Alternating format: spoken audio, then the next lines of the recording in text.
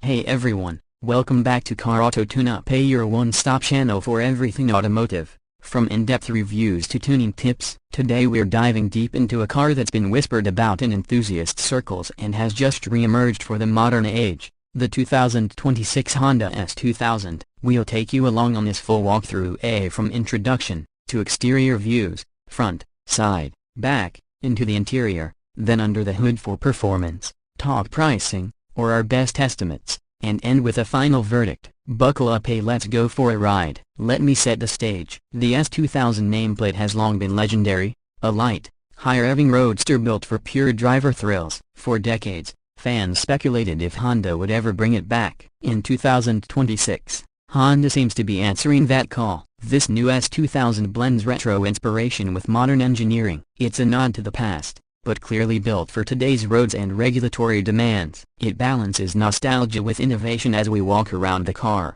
The first thing you notice is how Honda has managed to modernize the lines while retaining the unmistakable roadster silhouette. The front end is aggressive, sharp LED headlights, slim daytime running lights, and a sculpted bumper with large intakes. The hood is low and long, dipping down so your forward view almost begins from the middle of your front wheels. There's a central intake in the bumper, flanked by vertical or angled side vents, giving it a purposeful, sporty face. Looking from the side, the proportions are spot on. The long hood, short rear deck, low stance, and minimal overhangs make it look poised to pounce. The wheels are large, multi-spoke alloys, with performance tires hugging the arches. You'll see sculpted character lines running along the doors, perhaps a subtle crease that sweeps upward toward the rear. The greenhouse is compact, small side windows, minimal B-pillar intrusion, if any, and a convertible top, soft or retractable hardtop, that tucks neatly behind the cockpit. The side mirrors are aerodynamically shaped,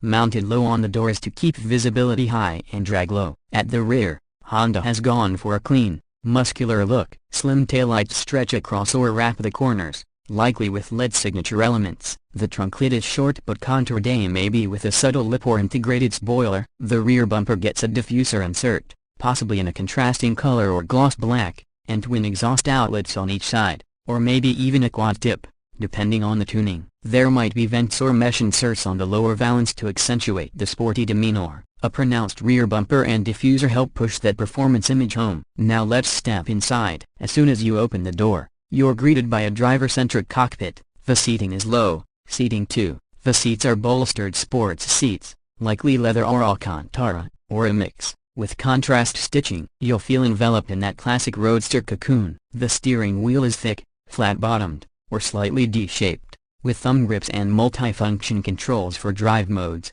audio, and maybe paddle shifters, if there is an optional auto or dual clutch. Behind the wheel, a digital or hybrid gauge cluster gives essential info: speed, RPM, gear indicator, temperature, etc. Honda may keep an analog tachometer vibe blended with a digital dash display. The center console is sleek and purposeful. Minimal buttons, relying on a mix of physical and touch controls for climate, media, and drive modes. The infotainment screen is integrated but not overly large enough to offer navigation, connectivity, Apple CarPlay, Android Auto, and vehicle settings. You'll find toggle switches, drive mode selector, and likely a prominent manual gear shifter, assuming the car leans into the purest tradition. Small storage areas, cup holders, and door pockets are present but modest. This is a lightweight sports car, after all. Materials are high quality, soft touch surfaces, possibly Alcantara on the dashboard or door panels, contrast stitching,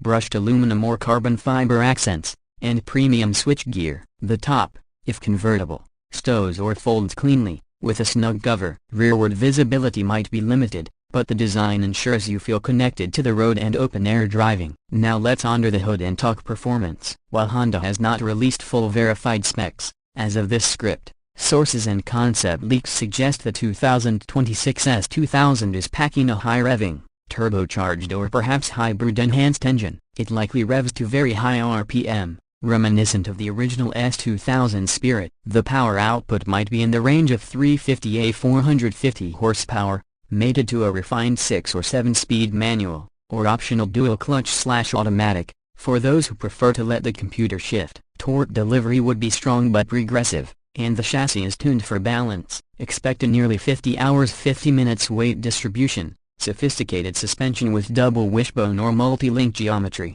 adaptive dampers, optionally, and a limited slip differential. Braking will be serious, ventilated discs all around, high-performance pads, and possibly carbon ceramic options on top-tier trims. On the road, the 2026 S2000 aims to deliver razor-sharp turn-in, communicative steering, probably electric power assist but with excellent feedback, and a taut ride that still handles daily use. In sport or track mode, the car becomes sharper, the throttle more responsive, and the damping firm. 0 to 60, 0 at 100 km/h, times might land in the 3.5 to 4.0 second territory, or lower in higher trims. Top speed could be well north of 280 km/h, or till the 175 mph, depending on aerodynamics and tuning. Honda will focus on driver engagement, so expect revving high, aggressive downshifts, and a soundtrack that thrills. Fuel efficiency will be secondary to the performance goal, but with modern engine tech and possibly mild hybrid or cylinder deactivation, it should manage respectable numbers for its class A, maybe in the double-digit liters per 100 kilometers. Let's talk pricing, or educated guesses. This being a niche, performance-oriented roadster with modern tech, we can speculate that base trims might start in the ballpark of $60,000 to $75,000, while higher trims or special editions could push toward $90,000 $100,000 or more, especially with carbon fiber components, upgraded brakes, and bespoke tuning. In markets outside the US, pricing would reflect import duties, taxes, and localized spec in Pakistan, for example. The final cost would be much higher. Honda might also offer special limited editions or track spec variants at a premium. It's important to note, as of now, Honda has not confirmed all the technical numbers, so everything here is informed speculation based on leaks, concept designs, and the brand's philosophy. Now, after walking through all that, here's my verdict. The 2026 Honda S2000 is a bold move, a reawakening an icon in a time when many manufacturers chase EVs, SUVs, and hybrids. It looks fantastic, paying homage to the original while evolving, from the aggressive front face, the taut side profile, to the muscular rear. Honda strikes a balance between nostalgia and modern proportions. The interior seems driver-focused without being archaic. Comfort, connectivity, and engagement all in one package. Performance will be the heart of this car. If Honda manages to combine higher revs, solid horsepower, good torque, and excellent chassis dynamics, it could very well be a benchmark in roadsters again. The likely availability of manual gearbox keeps the purists happy, and the modern touches appeal to a new generation. The only caveats: price may be steep, maintenance and parts for such a performance machine might be costly, and real-world usability, road noise, ride harshness, could be a trade-off. But for buyers who crave emotion, responsiveness, and a pure driving experience, the 2026 S2000 is shaping up to be a dream comeback. If you enjoyed this deep dive, hit that like button, subscribe to Car Auto Tune-Up, and ring the bell so you don't miss when we get the real specs, test drives, and comparisons. In upcoming videos, I'll bring you track tests, dyno numbers, competitor matchups, everything. Thanks for watching, and until next time, keep your engines warm and your tires hot.